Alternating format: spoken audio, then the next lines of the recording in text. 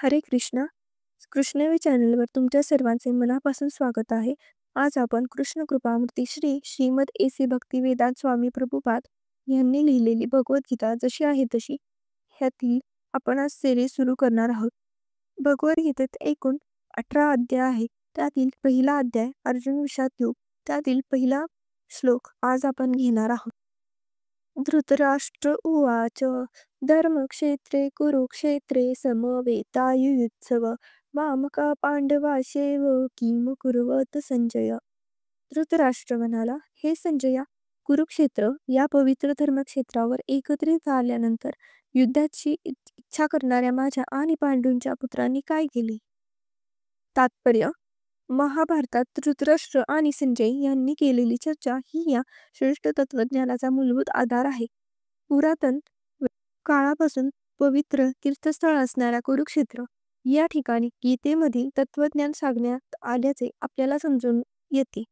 स्वतः भगवंत या पृथ्वीतलावर होते तेव्हा मानव समाजाच्या मार्गदर्शनाकरिता त्यांनी हे ज्ञान सांगितले. येथे धर्मक्षेत्रे, जेथे धार्मिक कार्ये केली जातात असे ठिकाण हा शब्द अत्यंत महत्त्वपूर्ण आहे. कारण कुरुक्षेत्राच्या युद्धभूमीवर पुरुषोत्तम श्री भगवान अर्जुनाच्या बाजूने उपस्थितीत होते. कुरूंचा पिता धृतराष्ट्र हा आपल्या पुत्रांच्या अंतिम विजयासंबंधी अत्यंत साशंक होता आणि त्यामुळेच त्याने आपला सचिव संजय ह्याच्याकडे विचारणा केली की त्यांनी काय केले.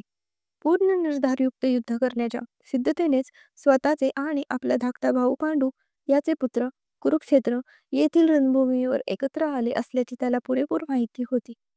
तरी सुद्धा त्याची विचारणा महत्त्वपूर्ण आहे.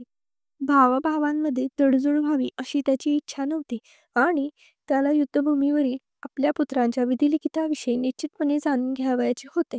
कुरुक्षेत्राचा वैदिक साहित्यामध्ये स्वर्गातील देवतांसाठी सुद्धा पूजनीय असे स्थान म्हणून उल्लेख करण्यात आला आहे आणि अशा पवित्र कुरुक्षेत्रावर युद्ध करण्याचे ठरविल्याने युद्धातील अंतिम निर्णयावर होणाऱ्या परिणामाने तर धृतराष्ट्र आणखी भयभीत झाला.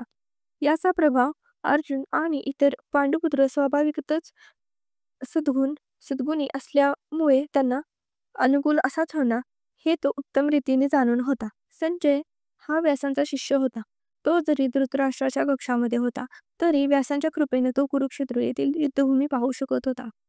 यासाठी धृतराष्ट्राने युद्धभूमीवरील परिस्थितीची त्याच्याकडे विचारणा केली. पांडव आणि धृतराष्ट्राचे पुत्र हे दोघेही एकाच कुटुंबातील होते, पण या ठिकाणी धृतराष्ट्राचे अंतर्मन उघडे करून दाखवण्यात आले आहे. त्याने जाणीवपूर्वक आपल्या पुत्रांचा कुरु म्हणून उल्लेख केला आणि पांडुपुत्रांना कुळाच्या वंश परंपरेतून वगळले. यावरून कोणीही धृतराष्ट्राचा आपल्या पुतण्यांशी म्हणजेच पांडुपुत्राशी असणारा विशिष्ट संबंध सहजपणे जाणू शकतो.